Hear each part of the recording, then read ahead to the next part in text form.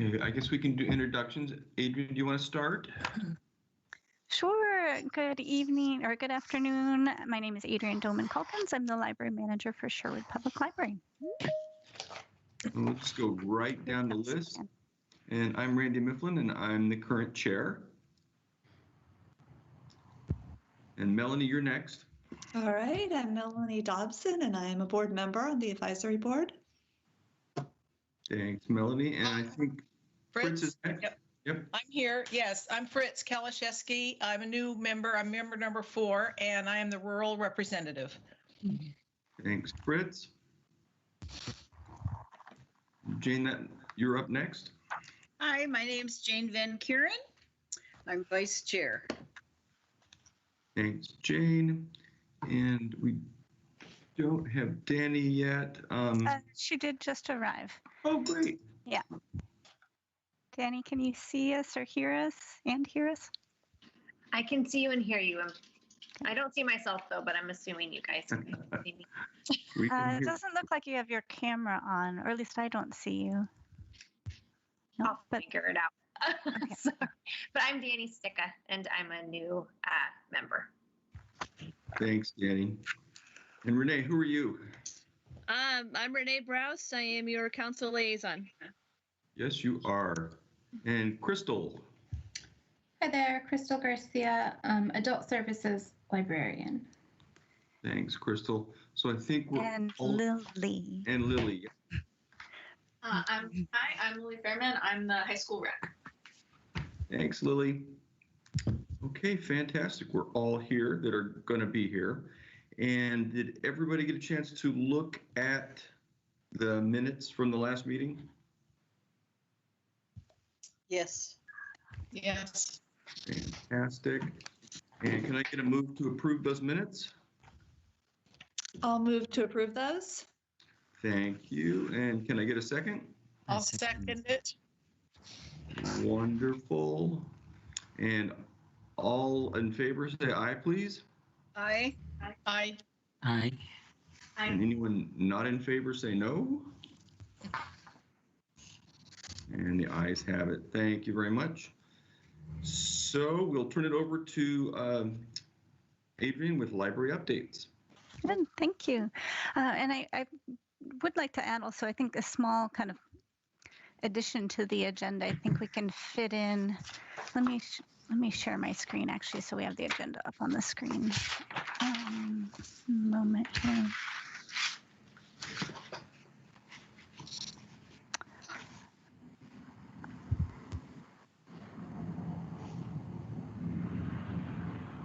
Oh, let's see. Okay, do you see the agenda? Yes. Not yet. Okay. So library updates, I think we'll, yeah, do you see it? Okay. I think we'll have extra time in the agenda. I think we probably don't need a full 20 minutes for the library updates part. I could be wrong, but I think between library updates and strategic focusing, we could fit in, oh, and Stephen is coming. I didn't think he'd make it. Good. I think we could fit in, Randy had a topic to bring up.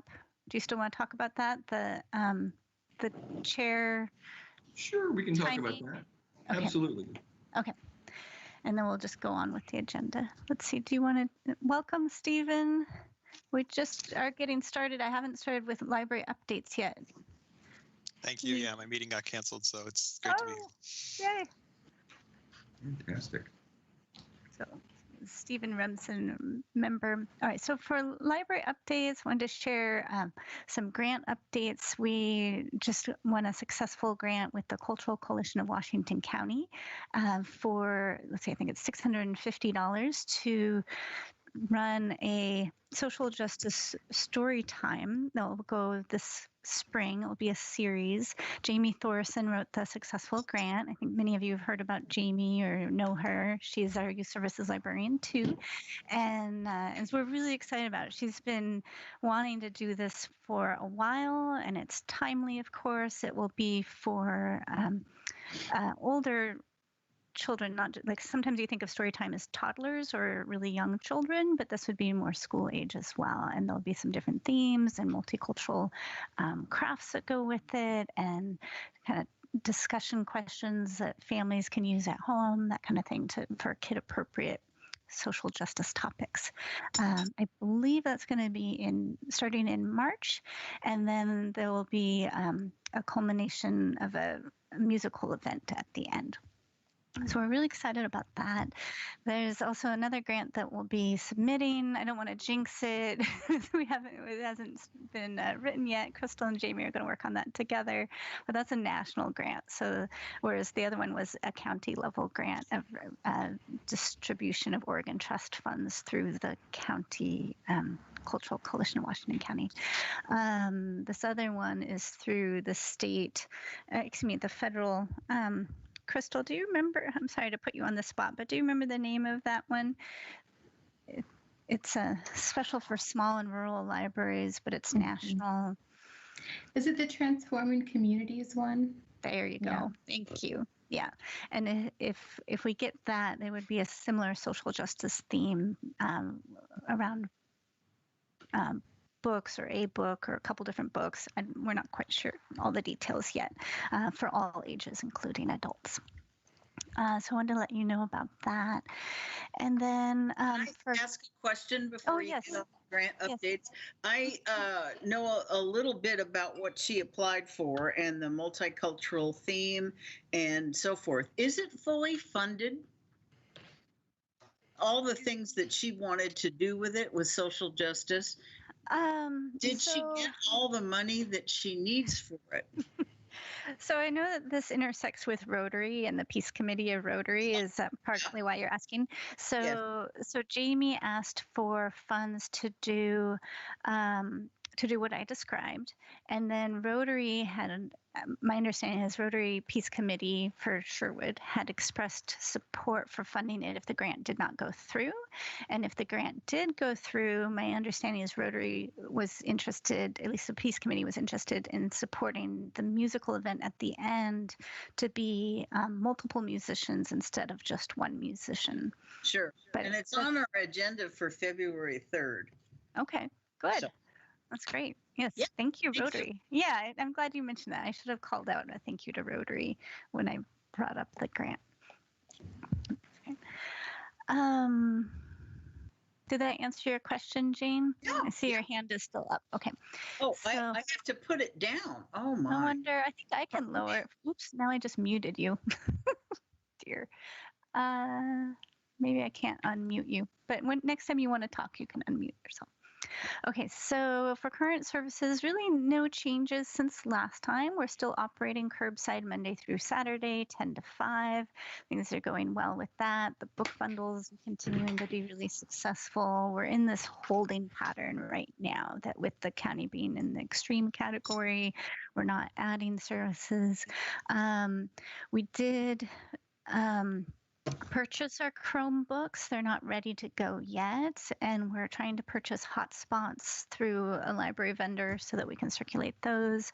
That there's been some issues with the vendor there, that there's a short delay. Hopefully it doesn't push our project out too much, but the Chromebooks we hope for probably February to circulate those. The hotspots, we were hoping for February to March for soft launch, but that might be more like March, April because of the stumbling blocks we had. I think you saw I sent out the December statistics. We were at 75% of what our standard December statistics would have been for checkouts, and that includes digital and physical checkouts. Whereas our average, I was just looking at the numbers, our average over the year, the calendar year, 2020, we were operating about 59% of our standard checkout rate. And keep in mind that from mid-March through mid-June, we didn't have curbside services. We closed, we were doing digital only, and then we added curbside. So I think, curbside's going well, and it's filling a gap. We know that it's not it's not okay for everybody. We're still hearing anecdotally that a lot of people don't know we have curbside. I guess I'm kind of going into the strategic focusing. I'm going to hold some thoughts for that when we get to the next agenda item. So, and then for current services, you can go over to sherwoodoregon.gov/library and see the current programs. We are doing a winter reading program for adults again this year. Of course, it's different than usual. That's going on. Crystal, is this the 4th year for that? Does that sound right? Yep. The 4th year. That's great. Normally we do a winter reading program for children as well in conjunction with the schools. Oh, and Melanie, I see you have your hand up. Oh, I just had a question. I was surprised, pleasantly surprised at the number of checkouts, the percentage that that you sent out. And I was curious, did you see a significant increase in digital with that percentage, or was it similar to 2019? A significant increase, definitely countywide, and for us. I think Sherwood patrons always have been higher users of the e-content than the countywide average. There's some libraries where there's just not as much, probably not as many resources to have the devices to do e-content. Sherwood readers largely were early adopters, but we've still seen, like, say, our average per month, I think, went up about 1,000 ebook checkouts per month, from around 6,000 to around 7,000. And so, but we'd been seeing an increase every year anyway. But I'd say, if I could guess, I would say half of that increase or more was because of the pandemic and being closed. Thank you. Yeah, you're welcome. Yeah, it's big part of our services. I think it will continue to go up. Like when you look at the graphs, if this is the physical, can you see me? If this were physical checkouts, and physical checkouts have kind of plateaued, but then the digital content is continuing to go up, and that gap is widening. And then we saw it kind of bump up a bit for that angle of digital content during the pandemic. Let's see. And so for fines and fees changes, the change is 6 days away now. So January 26th, you should be getting emails through WCCLS about the change for going overdue fine free. There'll be behind the scenes, probably a lot of questions that staff are answering. We're mostly ready for that. The county is giving us some more talking points as well. There's kind of a big flurry behind the scenes, but hopefully on the public side of what you see is just business as usual, because really nothing's changed for the overdue fines this whole time. Since mid-March, we haven't been collecting overdue fines or charging overdue fines. There will be some communications to people who have fines and kind of inviting people back. Hey, you can return your materials. And there'll be some cleanup behind the scenes as well of some old fines. So you'll see that when you get the countywide emails. Let's see. Any questions about fines or fees? I feel like we've talked so much about it, and here it is, but I don't know if there's still questions. How's that? No? Okay. Or yes, Jane, were you going to say something? Last you asked us not to say anything about it because it hadn't come from the county yet. Mm-hmm. So that's still true. Wait till, yeah. So it's public record. There, the people know about it. It did get published in the Pamplin Press that it's coming. But WCCLS wants to be in charge of the messaging and the tone and all that. Once you get it, if you want to forward it to all your best friends and, have them forward it and invite as many people as you want to come back to the library and celebrate. Yeah, that'd be great. Good news. Not just best friends, any acquaintances.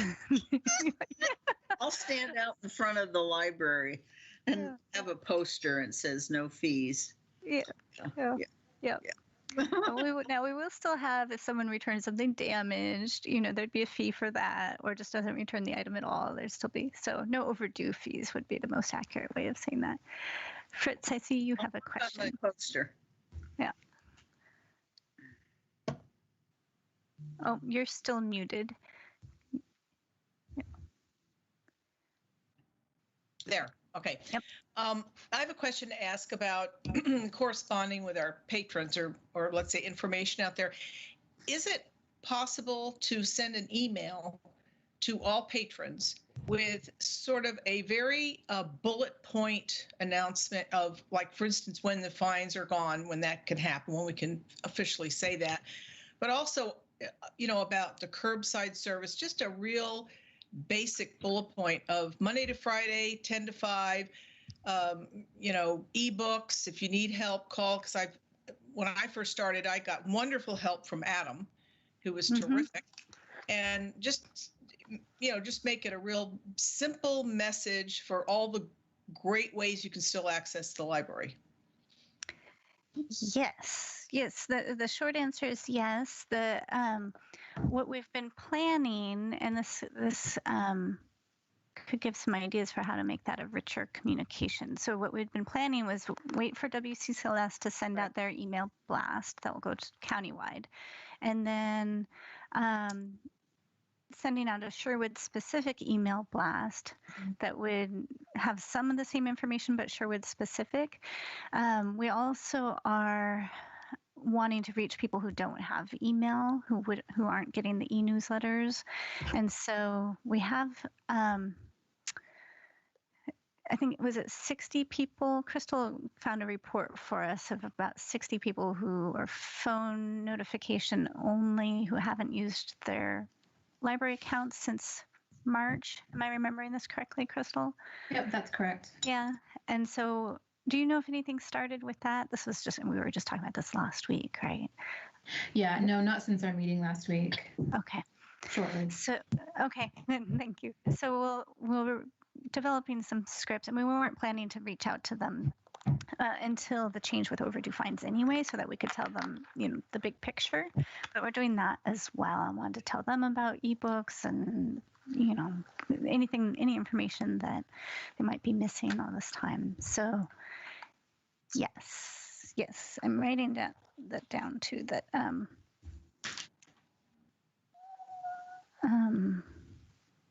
I think we would have put it kind of in the middle or towards the bottom, the first bit being about the overdue fees changing and programs and so on. A little bit different than our regular e-newsletter, though. Yeah, the software we use to do our e-newsletter, we can do targeted emails as well. We can make them look similar or different. So if you ever get one from us, it looks like it comes from a library aware. That's what it is. Good, thank you. Should I keep going, or were there more questions about fines and fees or suggestions? Okay. Library operations plans. I mean, I guess I already sort of mentioned this. We're in a holding pattern. It's still is the idea that when we are able to safely let people in the doors again, we'll probably start with the computer appointments, very small amount of people at a time, try and have staff stay 6 feet away or farther, so we don't have exposure issues. And then slowly add in a very metered amount of people who could come in, pick up holds, maybe browse the new bookshelf, not really go farther, and eventually kind of open up that area that people could browse. So that's still in general the plan, where the facility is ready for that. I think I probably mentioned this back in the spring or summer, but I don't know if I've mentioned it since our new members joined, that early on the city went through the facilities and put plexiglass shields up on the service desks. So those are there. We have the hand sanitizer stations. We have the stanchions for letting people queue up and having a bit more separation there. We're just waiting for it to be safer, of course, and to have the county and state guidance and city guidance to support us opening. Yes, Lily. So I was wondering, once people are allowed to go back and make appointments to look through the shelves, is there any sort of plan for just doing a sanitizing sweep every couple of hours?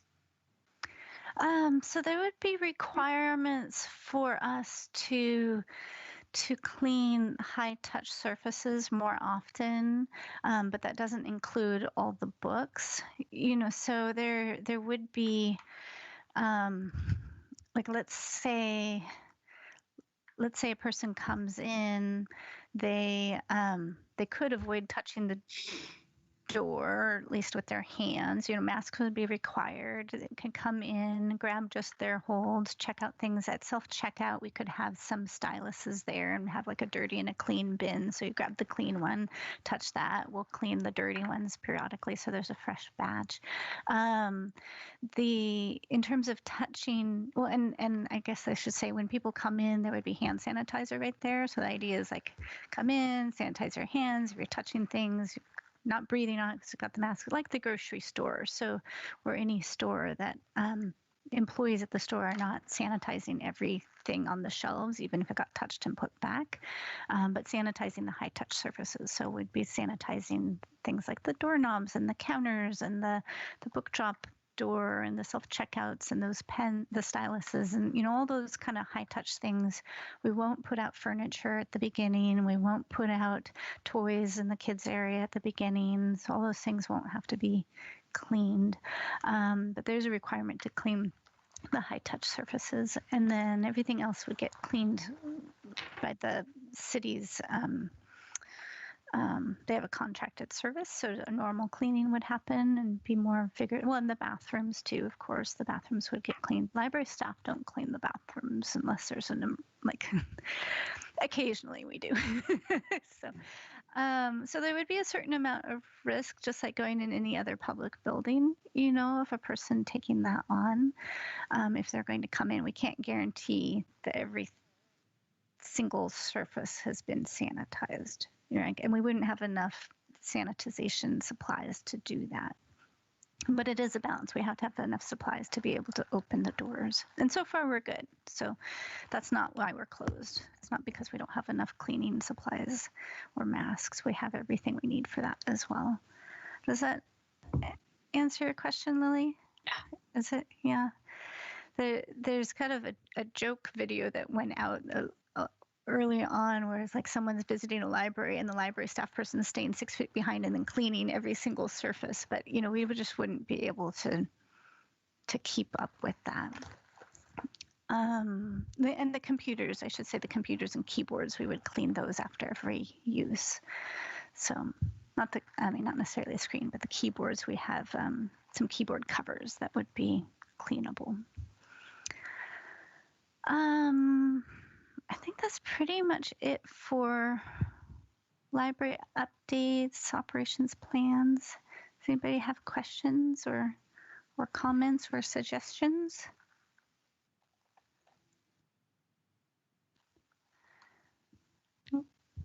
Okay.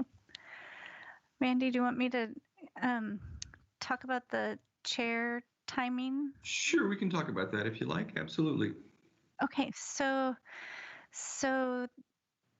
some of you know that the city looked at the municipal code and put all the different boards and commissions bylaws into one section of the municipal code. And this happened, gosh, Randy, was it about 1.5 years ago? You were a rep on that committee. Does that sound right?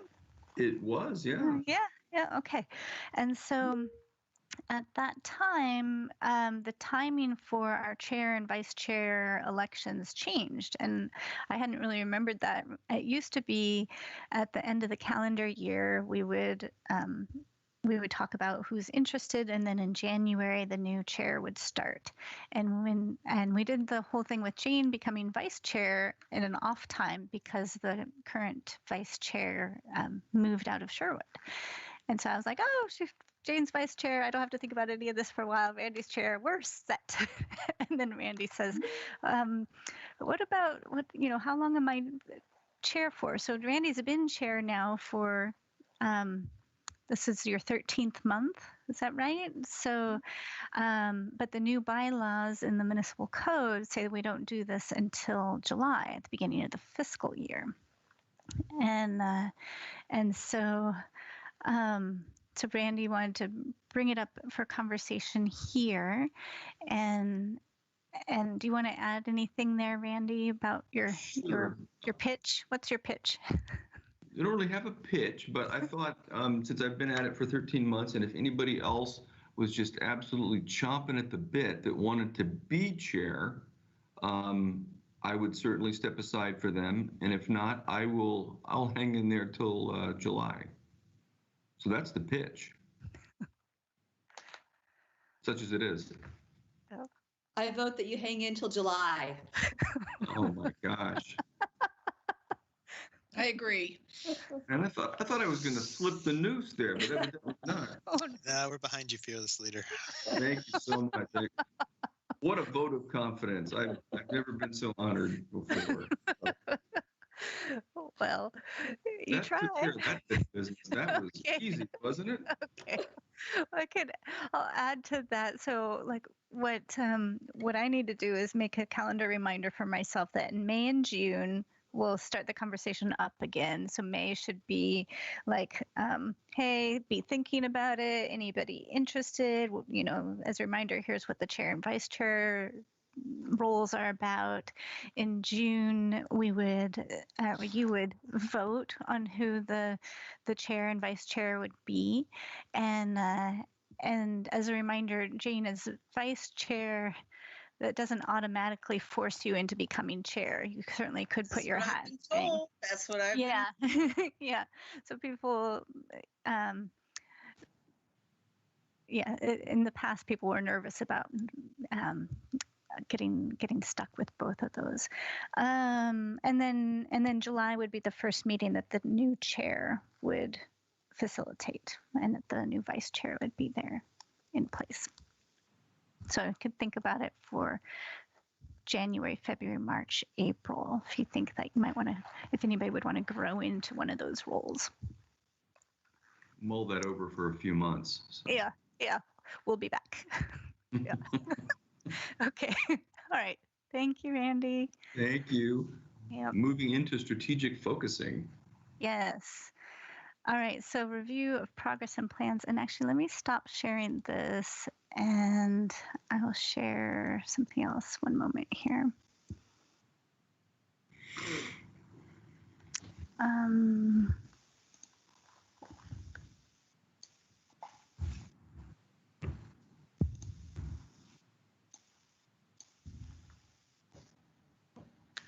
Oh, I was going to show you where I got this to. Okay, so I'm going to share now that I have my thing in the right position. Do you see City of Sherwood, Library Strategic Focusing? Yes. Yes. Okay. So this is on our website. I guess I'm in edit mode, so ignore these little tabs here across the top. But if you wanted to find this, and I'll just go back to the library homepage.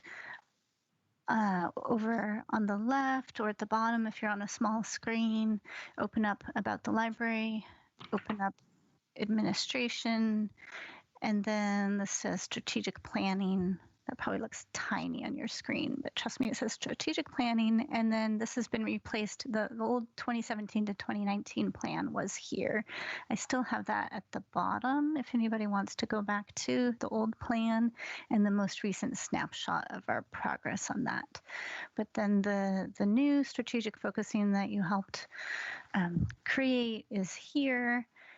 And the 4 major areas of focus: distribution of physical materials, Wi-Fi and technology, services for seniors, marketing, and then where it says see details of our work here, this really is just that kind of graph.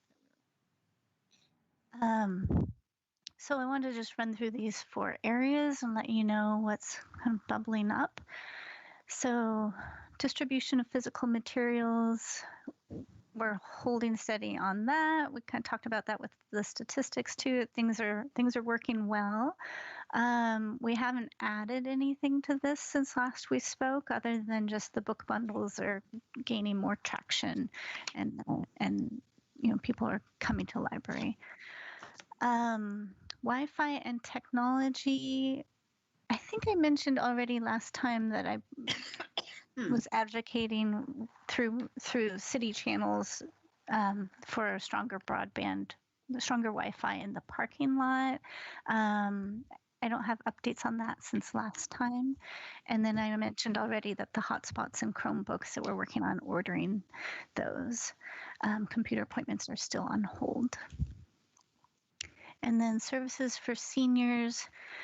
Staff have been reaching out some to the senior center.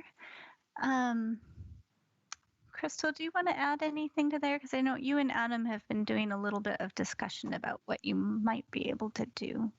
I'm sorry, I'm putting you on the spot again. I have a bad habit of doing that.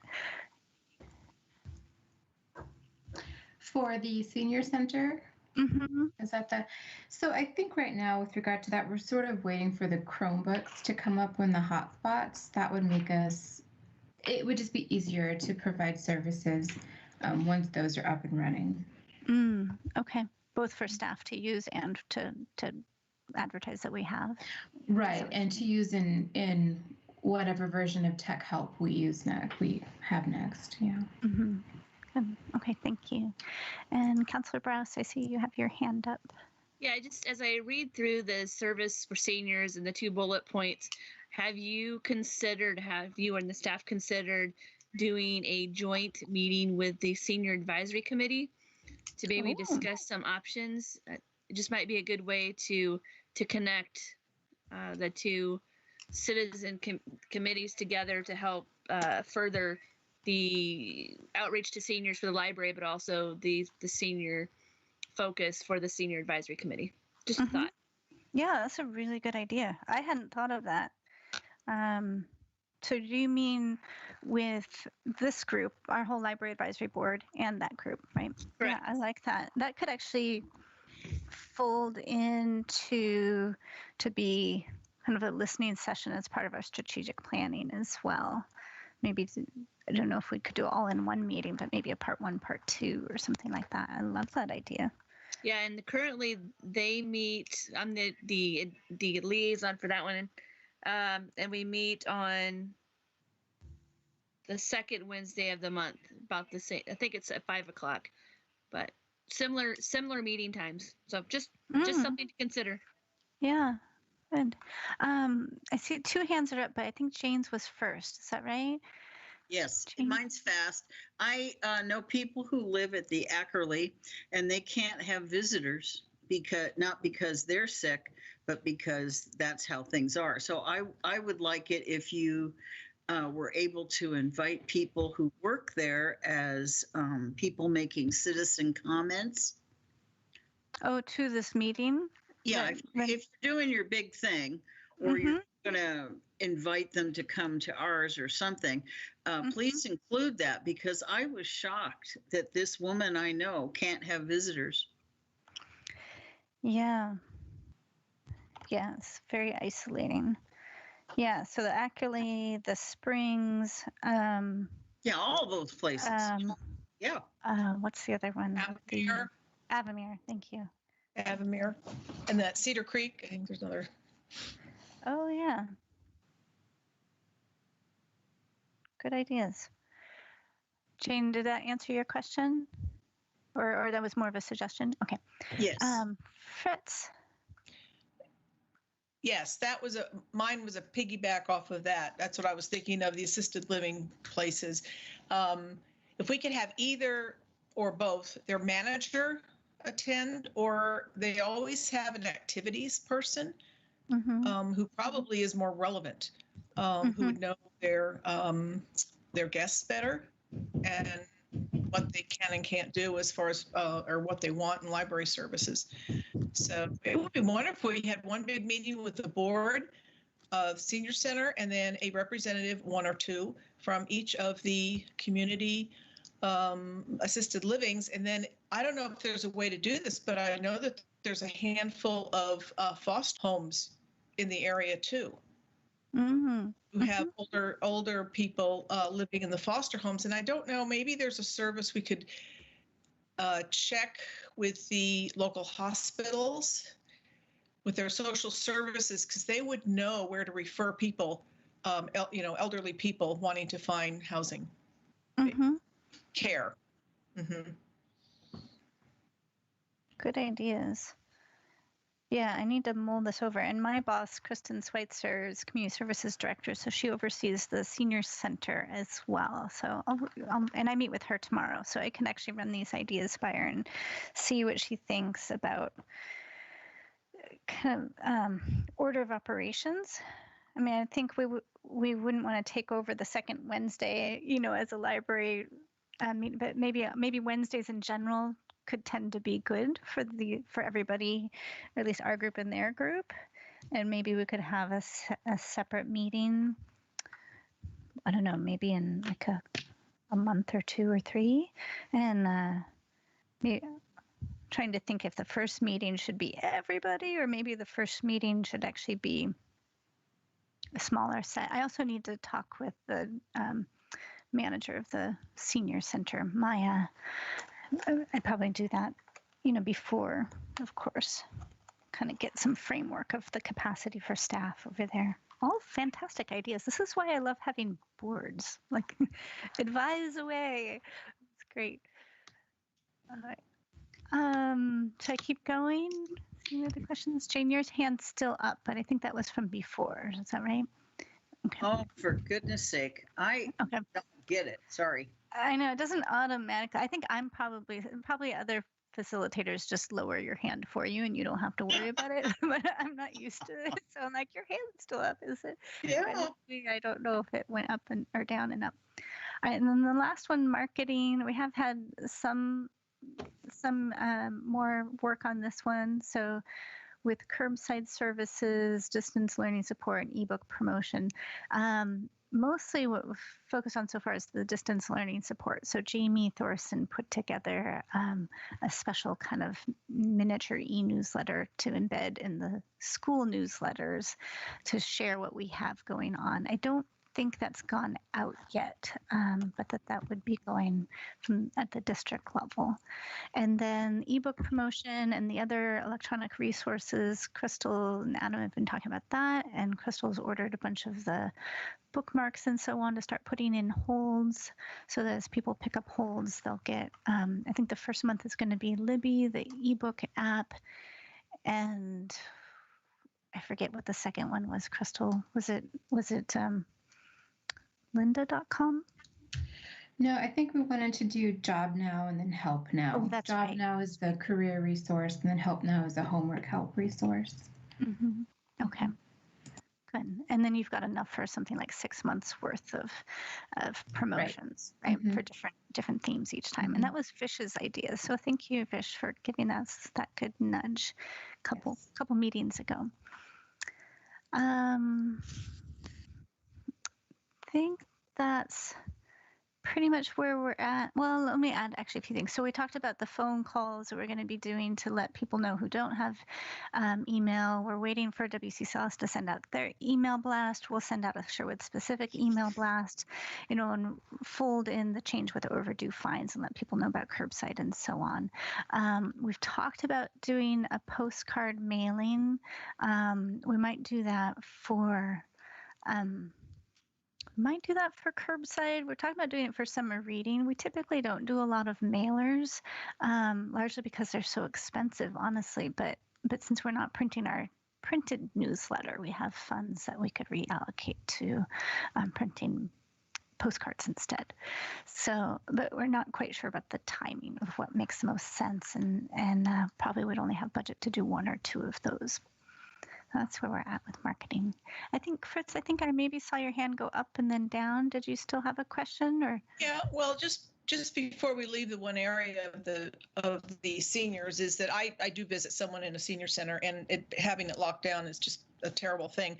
But if somehow get some basic information for their newsletters, because the senior centers always have some weekly newsletters, and maybe even a poster they put up that they just sort of have up in their elevators or their stairwells or their dining area where everyone goes, just talking about curbside pickup of books, ebooks, just sort of a general marketing piece about the library is still here and the library wants you to keep reading. Mm-hmm. for all these people who are so confined. Yeah, we could promote our programs too. You know, if people would have access to getting on Zoom, that kind of thing. Yeah, and because I think that all of the senior centers, they're just really looking desperate, really, for activities for their residences, and yeah, I think that library would be perfect for that. Mm-hmm. That's a good one. Thank you.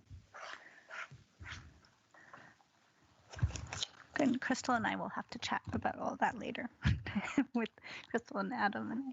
That's good. Good. Any last thoughts on strategic focusing?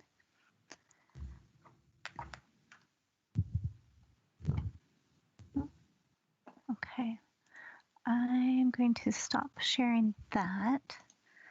I need to hop back over to the agenda.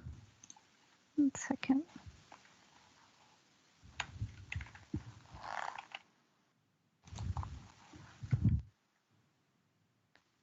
That brings us to the SWAT final review for City Council. So actually, I'll share that. We're 5 minutes ahead on our agenda. So I apologize. I wanted to send this out to you before. So what I'd like to do, I'll share my screen here in a moment, but I'd like to go through the document. I'll tell you kind of what I added and changed and some of the reasoning, and pardon me, and then I can make it, if there are any edits that we want to make live here, I could do that now, but then I can email it to you. If you have anything over the next few days that you want to comment on, suggest, etc., then you could email me back. It wouldn't be, we don't want to replicate a meeting in email. So if you just email me directly and I can synthesize and let people know if I'm changing anything. And then I'd like to submit it to Sylvia Murphy, the city recorder, on Monday. So that's my plan. Let's see here. Let me share this. Okay, so you should see a lot of text. You see, yeah, I'm getting some nods. Okay. All right, so I do have track changes on this, so if I need to, I can make that visible. So for strengths, well, and I should say, some of you know this who've been at the meeting when they did the live meetings. We're always the wordiest group after the Planning Commission because we love words, apparently. And we kept it to about 2.5 pages last time, and I certainly didn't want to make it longer. Most of the other boards and commissions are at 2 pages for their document, and people tend to roll their eyes at us, and you know, I don't want to push that too far. So I did cut some material. Let me just kind of zoom out briefly, actually. So just so you kind of get a feel for what this looks like. So we've got strengths is almost a page, weaknesses is about 1/2 page, opportunities is a little more than 1/2 page, threats comes over onto the 3rd page, and then we've got the other bit. We're just a little bit longer than we were before. But what I did do is I took out some sections that we had before. So when it comes time to do this in another year, we may want to visit not just the 2020 report, but also the 2019 report and put some things back in that maybe will become more relevant. So under strengths, adaptability and resiliency, here's where I mentioned the quick pivot to online only services and added curbside services, prioritizing staff and public safety during the COVID-19 pandemic. And then I mentioned several new board members started their terms during the pandemic, and the board helped frame new priorities for services. And something that came up last time too is that, you know, it is blurry. Like, are we talking about the strengths, weaknesses, opportunities, and threats of the library or of the board? And ours is a little bit of, it was more talking about the SWAT for the library and less about the board. I tried to insert some more comments about the actual board work compared to last time. I added the part about the levy in here, and then said board members advised on voter education and local planning. And then the strategic planning, develop shorter term strategic focusing areas. Am I going too fast? I just going okay. Okay. Resources I made a little bit shorter, but still talk about what's available in the collection countywide and locally. I did add at the top, board members advise on communicating the value and availability of resources. And I feel like you've done even more of that this year than in the past, especially, even the conversation we just were having. I updated these numbers too. Our local collection is about the same. Ebooks went up by about 50,000 for countywide ebooks, which is huge. So, customer service, I put that as its own bullet. It used to be talking also about equity and inclusion, and I thought, based on the conversation last time, it made more sense to separate those out as topics. So then I have under leadership and DEI put in, I think, Stephen, maybe this was your suggestion of putting in the peer-reviewed journal publications. And then DEI was focused for professional development for all library staff. We had 2 presentations to City Council and to Rotary. And then board members bring professional skills and valuable community representation to the table and help amplify the voices of library staff and patron requests and needs. And I was thinking also of the time Jane went to council and gave them all printed copies of the article that that Crystal and I wrote. I will go again. They need to be. Thank you. Community engagement, I did update this with all current numbers. So we're at 13,000 people registered with library cards. We had fewer new registrations, but still, 1,006 new registrations last fiscal year. I think it was it 1,400, I think, before. 20,000 successful online database retrievals. I talk about the checkout statistics. So we're at 59% of our annual total for the previous year. And I mentioned how long we had the building closed with no curbside. But then December 2020, checkouts were 75% of our 2019 average. Here's our programs. So these are down significantly, but still a lot of programs to do, considering more than half the year was remote. 11,000 participants, over 3,300 reference questions answered, and Teen Lab was still going. So I just left that sentence the same. I see, Melanie, you have your hand up. You're muted. There you go. Of the 167,000 ebooks, are those purchases or are those licensed? Those are licenses. Okay. That's just the way it works these days. How long do those typically last? Oh, that's a good question. I think it varies from publisher and maybe even for types of books. I think some licenses are only a year. Some licenses, I think, maybe are 5 years. This is not my area of expertise. Do you want me to find out? Oh, that's okay. I was just curious how long they would have that capacity, if it would, continue to grow, or if that was just because of 2020 with the licenses, it would go back down again. Mm-hmm. It's a really good question. I don't know. I know they have to just keep feeding that fund money. It's really expensive. I've only up until the pandemic, and up until now, I've only ever seen that number go up. I've never seen it go back down. But they do what we call weeding the collection. So, if there are ebooks that aren't getting checked out or are no longer relevant or accurate or, that kind of thing, that otherwise, say if it was a printed book, we would eventually pull it off the shelf to make room for new books. Same thing happens with the ebooks, but it's a different process, of course. So some might be weeded before license would be change. There might be some of those ebooks that aren't licenses, that they're just purchased, but my understanding is all library ebooks these days are licenses. But I can ask.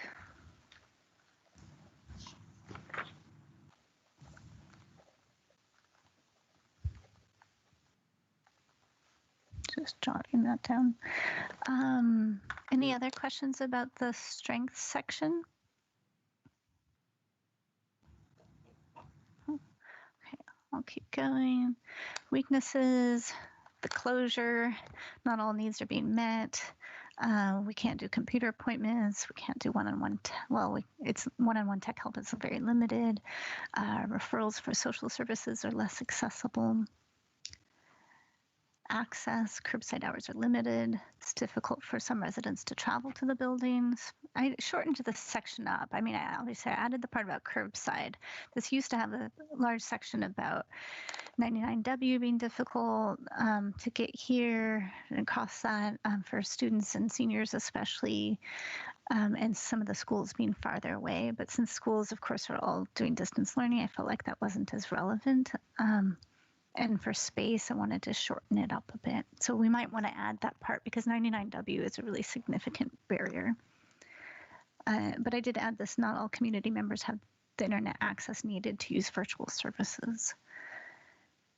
And then lack of community feedback, we talked about last time. Patron interactions limited. The 2020 user survey was postponed. I would like to go ahead and do a 2021 user survey in the next couple months, maybe. I'm seeing that other libraries are starting to go ahead and do their user surveys, even though it's harder to get the word out about the surveys. I adjusted this one, growing pains, slightly. I think we want to have the constant message that the building, we need a plan for expanding the building as the community grows. Right now, we kind of bought some time because we're not using the facility the same way, but that really we have reached capacity. We have the facility master plan. We need to kind of send that down the pipeline. That's got to be a priority for this year. Limited resources, I adjusted this a little bit, but not much. And then language skills, I left that the same, and lack of diverse perspectives, I left that the same. Any comments on weaknesses?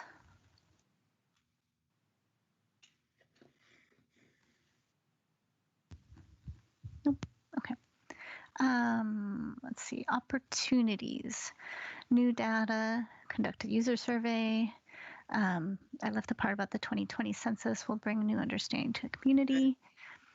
Expand internet access options. So I folded in the things on our strategic focusing document, welcome back the public and volunteers. And here I tried to do this also in order of the timeline that they're most likely to happen in, that we'll be able to expand internet access probably before we let the public back in, at least in a major way.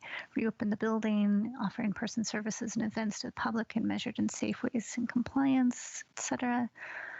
Offer hybrid services. We didn't really talk about this a ton, but I wanted to make sure it stays in here. To continue curbside services for vulnerable patrons even after the doors open for Holds pickup again. And then demand for digital services has surged during the pandemic. New users are using ebooks and streaming services. And we could have a whole meeting about what we do about that later.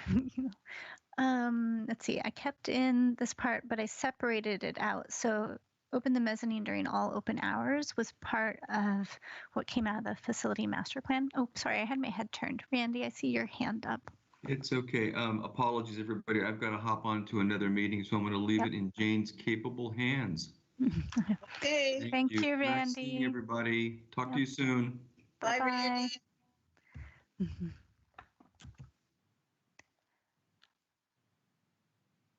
Alrighty, so I'll just keep going. So the mezzanine, that's something that was kind of the what do you call it, low level fruit, you know, that of the facility master plan we could do within the without spending a lot of money. It would take staff time and some ingenuity and a little bit of changing it upstairs to make it more secure. But we might be able to do that. Well, we would be able to do that before actually expanding the building. Not necessarily next year, though. Celebrate 15 years in the Civic Building. Fritz, I think that was your suggestion. I'm so glad you remembered that. And then planning for the future. I just tweaked the phrasing of this a little bit, but it's basically the same, except that I say next steps for adoption were postponed. And then these are just barely edited. I shortened this one up a little bit, just because I thought there was some redundancy. We want to relaunch the citizenship classes, and then the new strategic plan that we could start on, like some of these listening sessions would be under opportunity. And that takes us to threats. Any comments about opportunities? I like the way it looks. I think it's very good. Thank you, Jane. I know it's a lot to throw at you without giving you a copy to read ahead of time. Sorry about that. So you can take your time with it if anybody wants to read through it afterwards. This document is something that the board weighs in on, but you don't have to vote on to approve for it to go. It's more of a collaborative process with staff. And then lastly, threats, and then we have the goals and accomplishments section too. So COVID-19, obviously the biggest threat. Health and safety of staff, their families, and the public remain top threats. And I have a hodgepodge of stuff here. So it's limited options for services, delayed important projects and goals, in-person events, classes, and meetings are canceled. One-on-one tech help sessions are limited to phone or brief distance interactions. Story times, book discussions, and other events are online only. Our normal large outreach events have been canceled.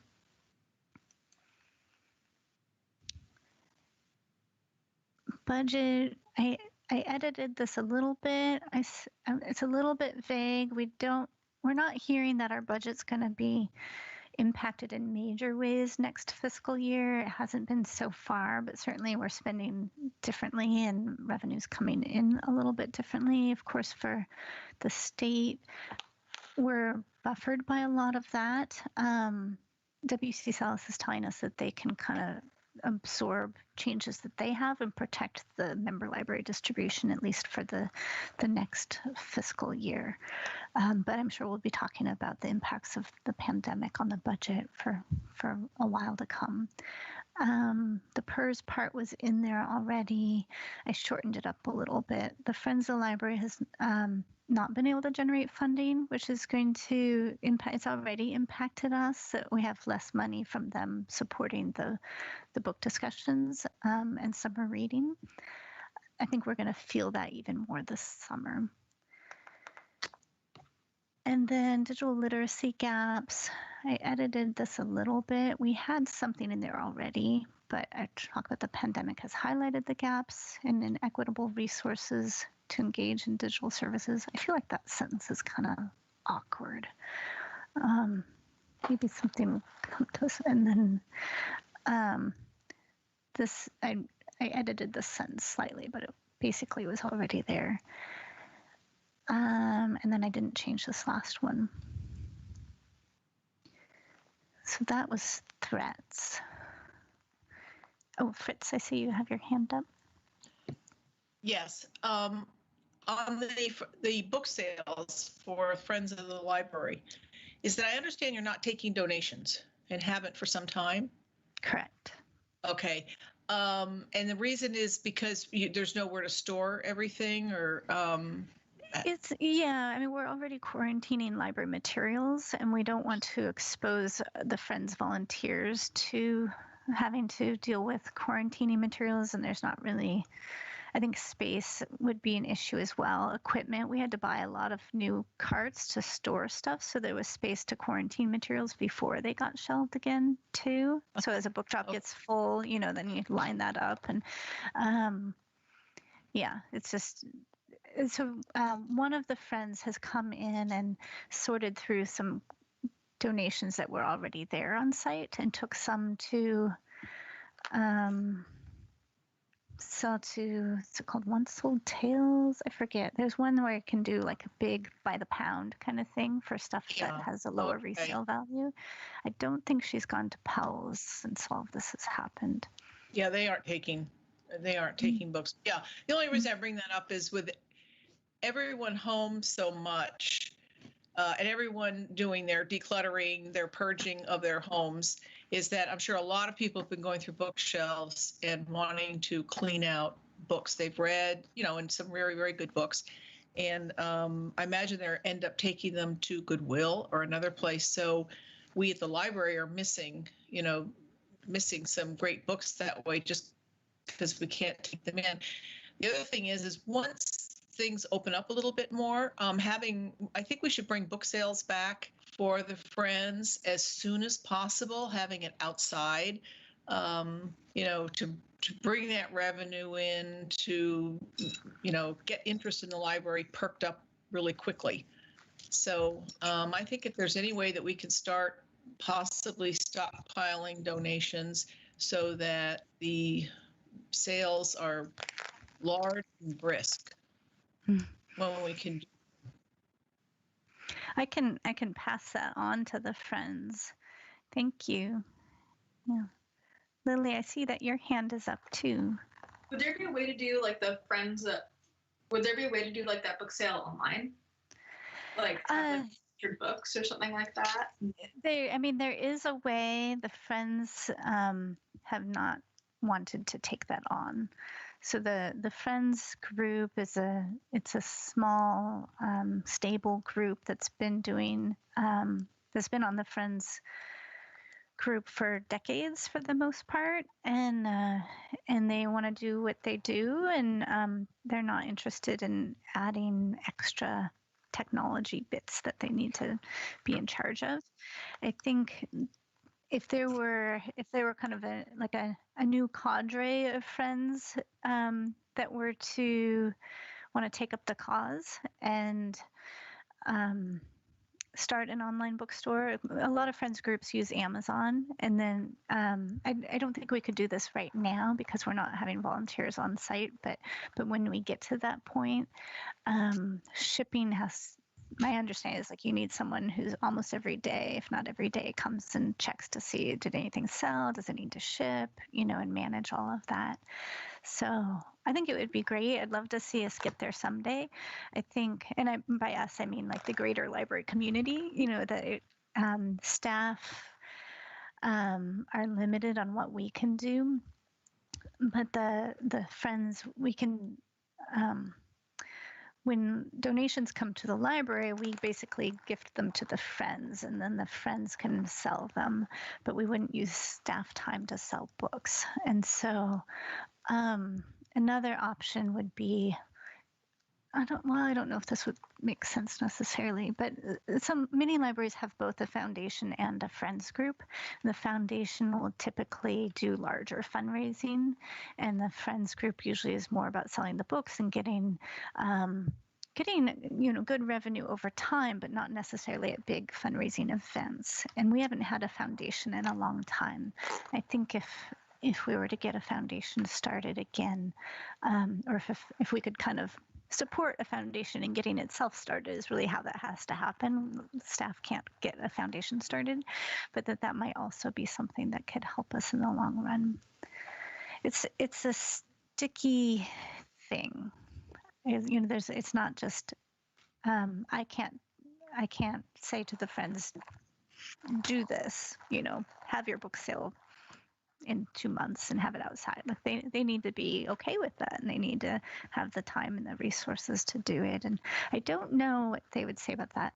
They also really want to keep their prices very, very low. Most libraries, Friends groups charge about $1 a book.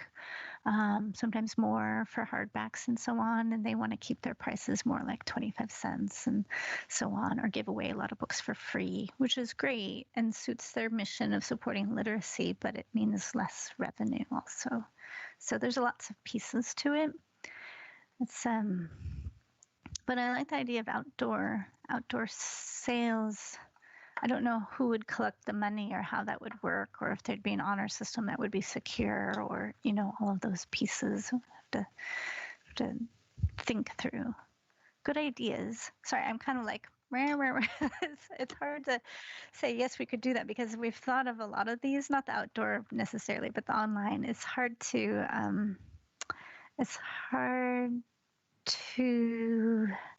find the right people, I guess, that want to come in and join the Friends and kind of bring that new entrepreneurial spirit to it. Yeah, thank you. Really good ideas, Lily and Fritz. Thank you for those. Yeah. I should check and see how I'm doing on timing. 1 second. I'm going to peek over at the agenda. I feel like I'm off my timing. Let's see. Oh, let me just spend a few more minutes on this. I've kind of, on the agenda, the next thing on the agenda is the library user survey, which I've kind of talked about a little bit, but let me keep going on here. All right, and then the last parts of this document. Quick Yeah. comment on threats. Yeah. And maybe it's just something to reflect. I don't know if it's a bullet to add, but I had an interesting conversation with one of my peers at work who specializes in, she's in user experience. And their community is very much talking about, even when if and when we get back to sort of a normal in terms of the health threat with the pandemic, still post-COVID consumer behavior is going to be changed significantly. And so it seems like a risk to me in terms of it's going to be very hard to predict what patrons are going to want, even when we do get back to being able to gather in spaces. I mean, some people still might want to pick up their books outside, or I mean, who knows, right? It's not going to fade from memory quickly, and I think it's still going to influence people's behaviors and how they interact with the library. So that may be a challenge.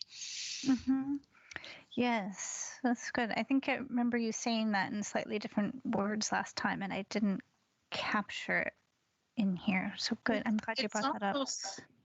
It's almost listed what you're saying, Stephen, Mm-hmm. when you read demographics changing quickly, reevaluation of services, priorities. I see that in there. What you I could maybe. Sorry. Yeah, that might be a good way to bullet it in. You could just say, post-COVID consumer behavior or patron behavior, or something like that. Then we don't have to do a whole new bucket. So yeah, I like that. It's a good suggestion. Yeah. Good catch, Jane. I'm adding a note here. I could change the header and a few words to kind of insert what you just said, Stephen.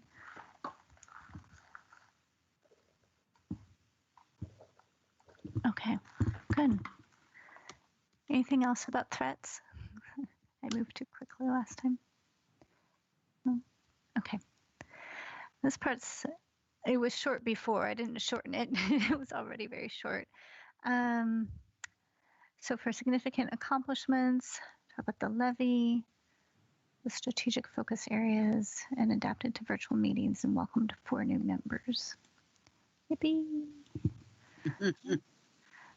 And then 2 or 3 major goals.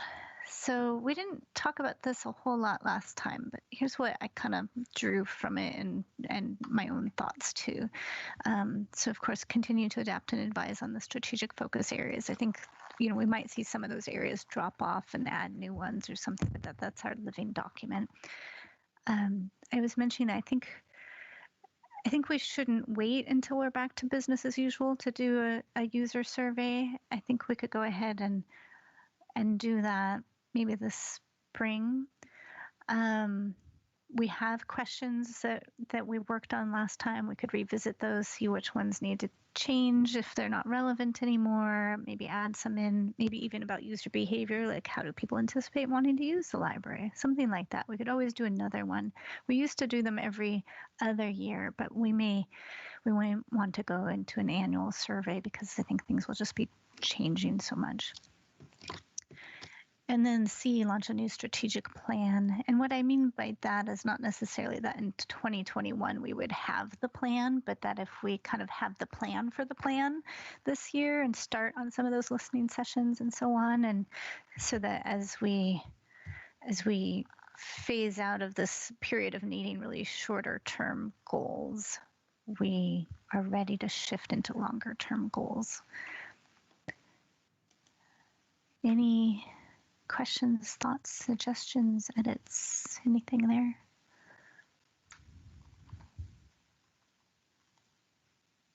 I feel real comfortable looking at what we have here. And I like the idea of it getting turned in on time, you know, with our deadline, and that you will email it to us. Okay, good. Thank you, Jane. Anybody else? So there's no Okay. talk about having a massive Zoom meeting with the boards and commissions so they can, you know, give their reports. I mean, I would be very happy to attend. Mm-hmm. You know, we didn't have a dinner party like we did last year, but Yeah. why wouldn't we all gather? My understanding, and Councilor Browse, chime in if you know more, but my understanding is that it's going to be in the packet for council and then be in time for council to work on goal setting for the year. Do you have more to add? Well, I'm just pulled up the forecast for the next several meetings. Our council retreat, or sorry, council planning session is on the 20th of February. So if it's going to be in the packet, then that means there's not going to be time to do a joint meeting with all the boards and commissions. But I don't see it reflected on my agenda forecast. So what I can do is go back and just ask the question and get some clarity and then let you guys all know. Thank you. I think did you get, or at least maybe not the newest members, but people who served in last year or for the bulk of last year, did you get any kind of thank you message from the city? Did that come out yet? I don't think so. I can go back to you. No. Okay. No. Okay. Okay. I know that there's plans to do kind of a thing. Actually, I think it might be physically mailed to you. But I know that they were checking addresses, but I don't know when that would happen. So you should be getting something of kind of a thank you. It wouldn't be the same as a big Zoom meeting, of course. So yeah, no fanfare this time, Jane. I'm not sure all the reasons why. It's a hopefully. big event. Yeah, it's fun. It's nice to see when the packet does come out. I mean, it's public information, but I can make sure to send it on when I see it too, so you can read through the other ones from the other boards and commissions. It's always nice to see what they're doing.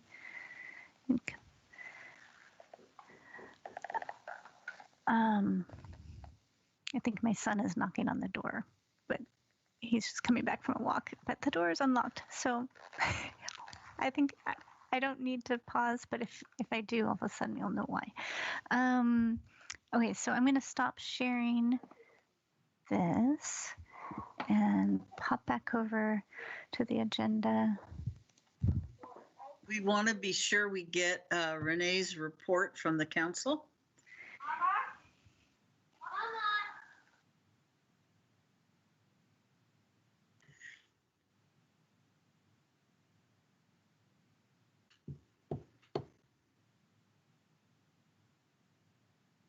Sorry, I'm still here. I just had to say something real quick. Before we do Renee's updates, can I get just a general feedback? Is everybody in support of moving forward with doing a user survey? If we talk about that in more depth next time? Yeah, absolutely. Yeah. Yep. Okay, super. Thank you. Okay. All right. Next.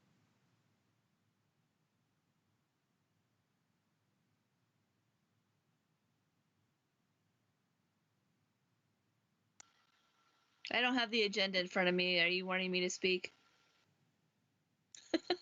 You're muted, Adrian. I will put the agenda back up. Yes, this is your turn for any council updates. Okay. So last night we did have a council meeting. We voted, or actually we had a conversation about council liaison and what the plan is for this year. And in the work session, we've decided to keep our assignments. So unless something goes awry when we adopted that, I will be your council liaison again for this year. Good. So that's great. Yeah, so I got to keep my assignments. That's cool. Actually, all of us wanted to keep our assignments, and nobody pushed back. So again, unless anything goes awry, that's the plan going forward. Let's see. Last night we spent several hours on a planned unit development, and so we passed the planned unit development for the Denali area, which is over on Oregon Street. So that's going through. We have our a council retreat coming up on February 20th. So if there's anything that's important to you all that we discussed, please let me know regarding the library. That would be awesome. We will be voting on the Parks Master Plan. That's coming up. They've been doing some due diligence in the Parks Committee or Commission. So we'll be voting on that. The consolidated plans coming up for our review and adoption. Hopefully most of you are aware of that and have participated in some capacity. There's also an opportunity for groups to submit a community enhancement grant. I know the Friends of the Senior Center is writing a grant for a van. If there's something in particular that this board or commission is interested in writing for the library, now's the time to do that. And I can read my writing. It looks like there's some code changes, possible allowing chickens in the city, sign code. So a lot coming up. If there's anything that you would like for me to share with council, please let me know, and I'll take any questions if you have any.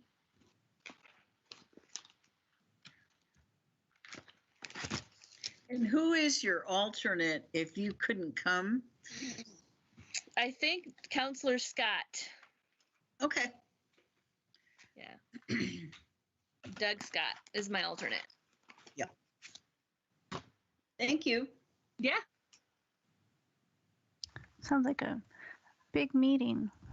Last night, yeah. 5 hours. Wow. We didn't get done until 10:30. Wow. That's amazing. My goodness. I think I'm going to move us to other business. Mm-hmm. I did not have any public comment, do we? I did not receive anything for public comment. Okay. Well, I have other business. It won't surprise you because you read the email, Adrian. But I had some time in the month of December, and I finally figured out how to watch a recorded meeting of another commission. So I did that, and I'm really glad that I did. I think my purpose was to see, how they were functioning, hear different things about how the city is functioning in its efforts to work with the pandemic and all the problems associated with it. And then I wanted to see how our board fit in, how they did things and how we fit in there. I it's fun to do. You can actually, watch some things live while they're happening, or basically you just go to YouTube and watch it later. But I think you folks know that Adrian does a really nice job and is very well prepared for our meetings. And I just feel really glad that that's true. I think it's good. And we have a good turnout of people. I feel like our board is productive. I'm not saying others aren't, but I just liked our style. So I wanted to share that with you. And it's really fun to watch those YouTubes, see what people are doing. I think ours has good technology, and I think it's important that you can hear and see, if you're going to watch a meeting on YouTube. So that's what I wanted to say. Thank you, Jane. You're welcome. Is there any other business?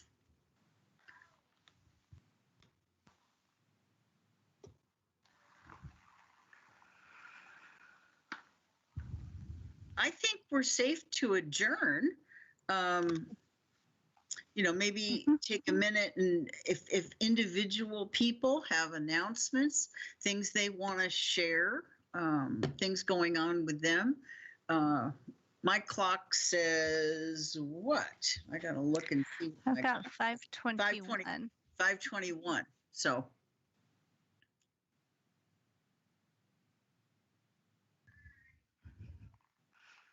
Is everybody hungry for dinner?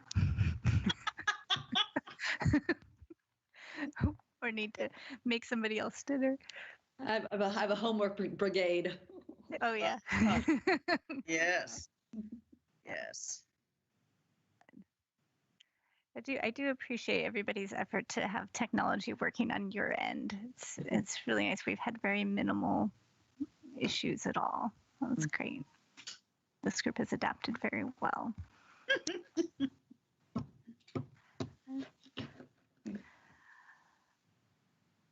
Well, Jane, do you want to call it?